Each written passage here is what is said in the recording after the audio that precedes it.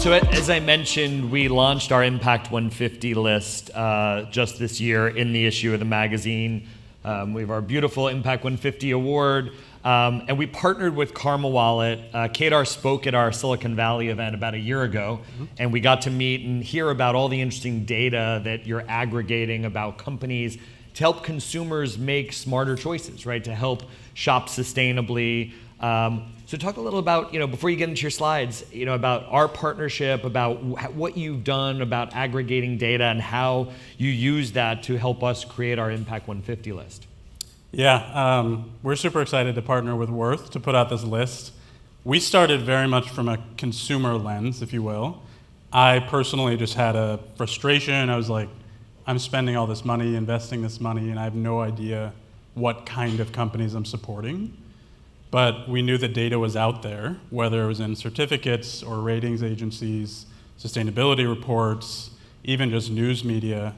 So we go out and we scrape, we aggregate, we license all that data, and we make it super easy to understand. And then we partner with awesome media groups like Worth to put out lists like the Impact 150 to really recognize great corporations that are moving towards great goals and also doing really nice initiatives already. Right. So you'll see, you'll see in the list, everything from earlier stage startups to Fortune 500, 100 companies. So I encourage you to go through the list. You'll see some of the rationale about why these companies made the list. And again, we'll be celebrating those companies and those leaders throughout the day. But Kedar, I'll let you take it and go through your slides. So great. Thank you.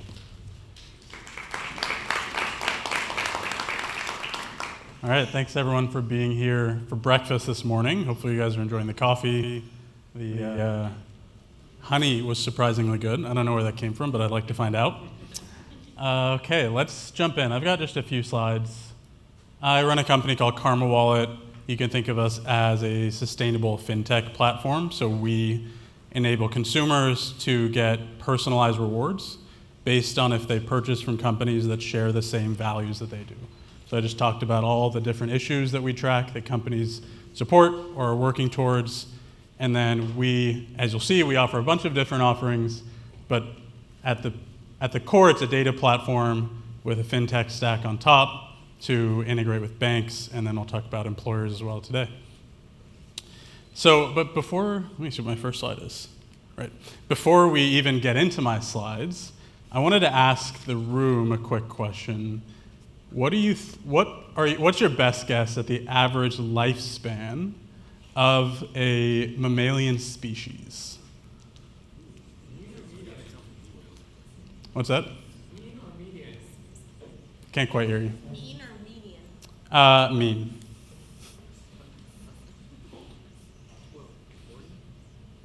40? No, it's much larger. Anyway, I'll just give you an answer. It's about 1 million years. Now this is across a really long time span. Obviously some are shorter, some are much longer. The reason I say that is, and the reason I'm even talking about this is I'm trained as an evolutionary biologist and an anthropologist. So even though I run a fintech company, that's my background. And the reason I bring this up is I think, I wrote this down somewhere. Oops. I think a lot of us operate under this assumption that human population is just going to keep growing exponentially, because that's what all of us have been living with throughout our lifespan since really like the Industrial Revolution. First of all, that's not how human population has grown across all of our history.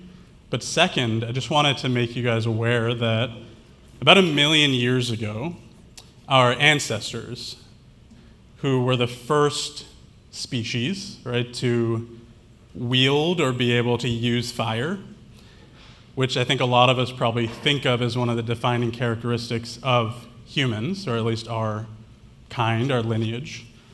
That species almost went extinct about 1 million years ago, which is interesting because it's about the same timeline, and to the point where there are only about 1,000 individuals left.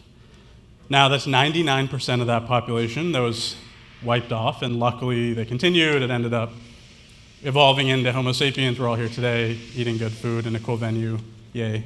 But the reason that happened was a few factors, right? One was food scarcity. another one was climate change, another one was natural disasters. And so hopefully those sound pretty familiar to what we're dealing with today. So that's just like a very macro, zoomed out context, if you will. Now, of course, today we have much better technology, which hopefully should help. But I wanted to, I think, call out, and there will be really awesome speakers, one right after me, who are much more well-versed in climate change specifically. But from my perspective, at least, this whole conference, this whole week, this whole industry that's emerging is really more about not so much the survival of our planet, but the survival of our species. Right? The planet will probably be fine. I'm sure there's some likelihood of a runaway greenhouse gas effect and Earth becoming Venus 2.0, but in reality, we'll all be gone before that. So, that being said, I was at a talk yesterday, a really cool talk run by a circular economy recycling company, and the founder just had this amazing phrase that I wanted to read out here because it really stuck with me. And I think the people in this room, the people that are going to be talking are the right people to address it, which is, he said, the size of the problem dwarfs our collective ambition, which I thought was really interesting in that, I personally suffer from the problem sometimes of thinking too big, and my team is always like, no, we got to focus on what we're doing today. But even amongst all of us that think big, I think we're probably not thinking big enough, which is scary in some sense. And to some extent, I'm thrilled that all of you are here. I'm happy to be here talking with you, meeting a bunch of cool people this week. But to some extent, I don't actually think that we are always the right people to create the change that we want. Because although most of the emissions come from a small number of companies, if you think about it, the number of people that are actually making decisions is quite small. So many of you who probably sell to other corporations know that a lot of the times, it's no matter how big the company is, it's the CEO that has to make the decision. And there's not very many of them, and they have an outsized impact. That being said, almost every technological trend has, from the start, been seeded by consumer interest or consumer demand.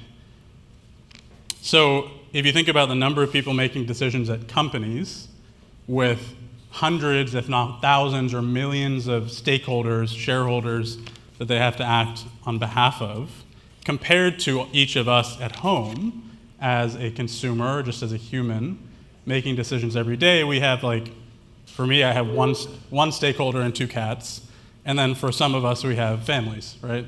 So that's what I want to talk about today, and I think a lot of people talk about Scope 3 emissions, which is really important, and that's the idea that outside of your core operations, there's so many more carbon emissions that happen across your supply chain and your vendors and sort of downstream effects. And apparently, Scope 3 emissions can be 26 times higher than Scope 1 and 2 combined. Now, going from Scope 3 emissions, I think we should talk about Scope 3 impact. So when we are at Climate Week, I think there's so much talk about carbon emissions, the forests, the ocean, and I'm super excited to hear about everyone talking about that today. But I want to expand our definition of climate a little bit in that, considering what's been going on in the Middle East the past year really, but especially the past few days, the social justice issues in our own country, I think the climate is everything that we live in.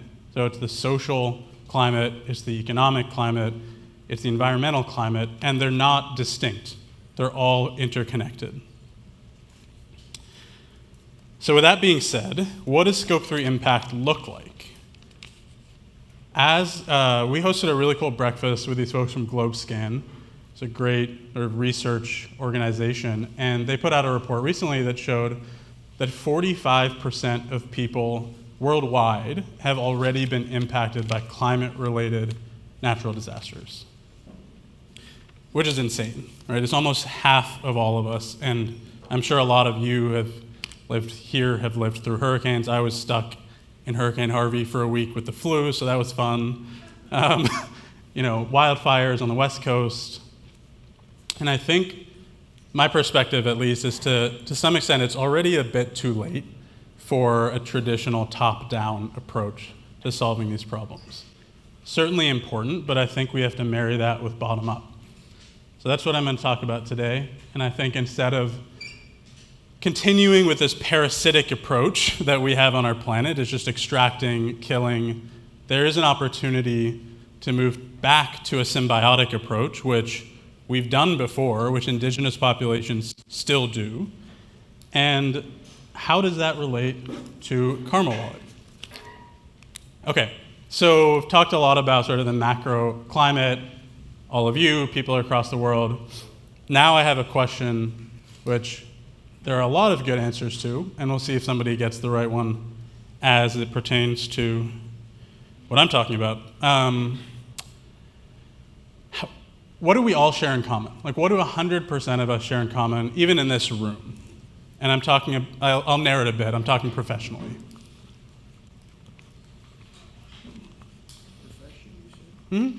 Just anyone throw out an answer, and then I'll take it from there. Great. I love that one. So we are all, in this room, I can pretty much guarantee we're all employees or employers. Right? We all make an income, we all work for a company, or we work on our own in some capacity. Those companies, these are US numbers, every year spend about $10 trillion. That is in comparison to consumers who spend $18 trillion. So just putting the numbers in perspective, obviously it's very complex and hard to address consumer spend, but that's what we're trying to do. Another phrase I heard this week at Climate Week is somebody said, people power matters too, and I love that. So I sort of renamed this from the missing half to the missing 65%, because that's 18 out of 28. Now, why is this important for employers? So generational changes mean that in Gen X, people stayed with their employer on average about 5 years. Now, in millennials and Gen Z, the average is about 2.5 years, which from like a people management perspective is becoming a bit of a nightmare, because by the time someone joins and you get them onboarded and they do some good work, then you leave and you have to do it all over again. So how do you think about employee retention? How do you marry that with being a green company? I know there's like a lot of greenwashing there, but I'm not sure what the best term is otherwise. This is a really random analogy, but I'm sure most of you have heard about this, this fact, if you will, or this theory that every 7 years you're basically a new person because all of the cells in your body have been replaced. It's not entirely accurate because your stem cells and bone marrow are a little bit different, but that's the theory. And if you sort of do the basic math on the 2.5 number, it means that every 7 years you actually have an entirely new company. So that's important to think about when you're thinking about, like, how do I manage my people? How do I empower my people to do good things with the money that I'm paying them, which is way more than the money I'm spending on sort of operating costs. What we've done, actually, before I get to that, there's really clear data that about 70% of employees want to work for a sustainable or ethical employer. Now, most of the people in this room probably know that it's hard for everyone to be an ethical or sustainable employer. Okay, I think I'm almost out of time. Bear with me for a minute. But as I pointed out, Gen Z thinks about money totally differently. In Gen X, it was like, we're gonna earn our money, we're gonna buy. Now, this is a simplification, please.